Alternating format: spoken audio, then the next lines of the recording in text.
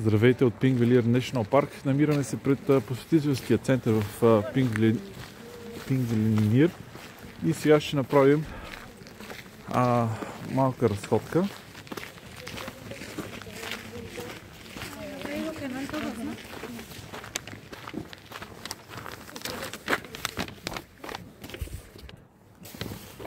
Национален парк Пингвелир. Няма място в Исландия, което да описва историята и културата на нацията по-добре от Пингвелир. Пингвелир е национален парк, разположен в южната част на Исландия и една от най-популярните туристически забележителности.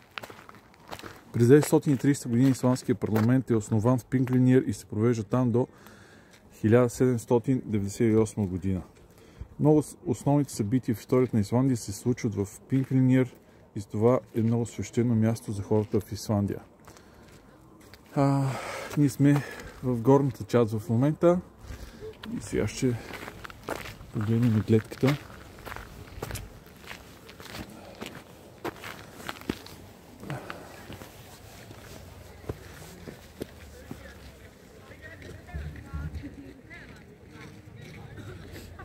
Това е разделянето на тектоничните плочи. Аз съм от американската страна, а това е европейската страна. Всяка година разделянето се увеличава с около 2,5 см на година.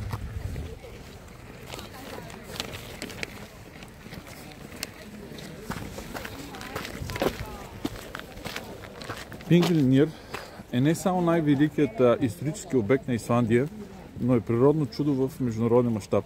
Поради значението му за геоложката история, през 1930 година беше решено да се създаде първият национален парк в Исландия и през 2004 година този парк става обект на ЮНЕСКО за световното наследство.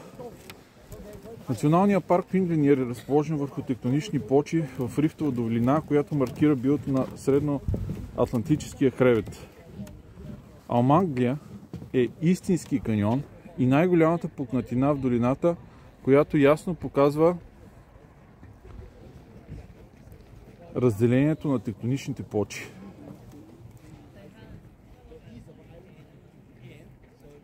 Както и континенталният дрейф между северноамериканската и евразийската плоча.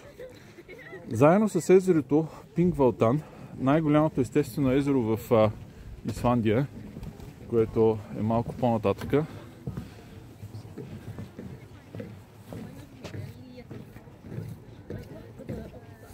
Алмангия е една от най-впечатляващите характеристики на парка. Пингвелир е част от маршрута Golden Circle, както и Гулфос и Гейзер. Гулфос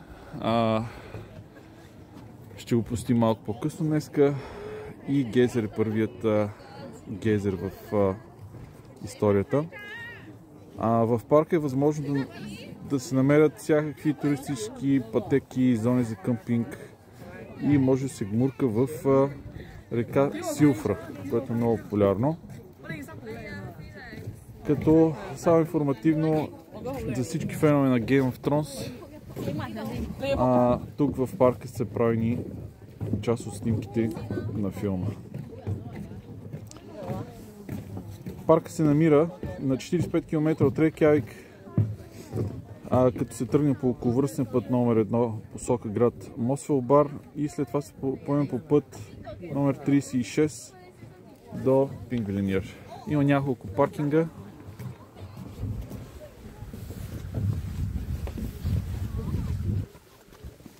И...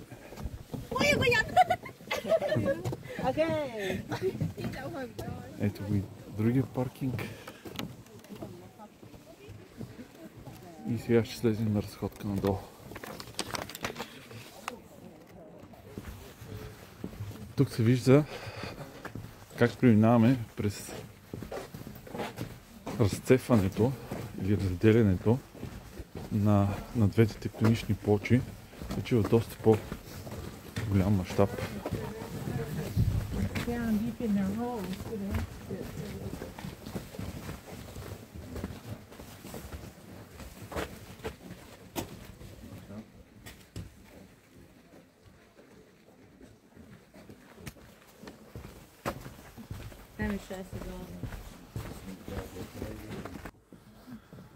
Може да се направи разходка около езерните потоци. Има изградени пътеки. Независимо, че е доста студено, е пълно с туристи навсякъде. Освен по пътеките, има знаци, че не е разрешено да се стъпва извън тях, защото тези малки лиши и мъхове имат нужда от доста години, за да се получат като формирование, и ако се стъпва върху тях, ще нарушим целостта на природата и възстановяването след това ще е свързано с доста време. Така че ако идвате, трябва да знаете да спазват знаците. Ето как изглежда пътеката от тази страна.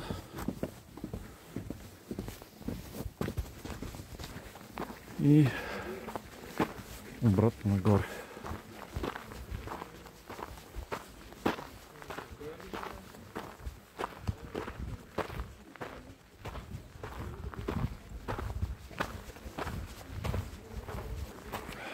Има знак, че трябва да внимаваме от падащи скали.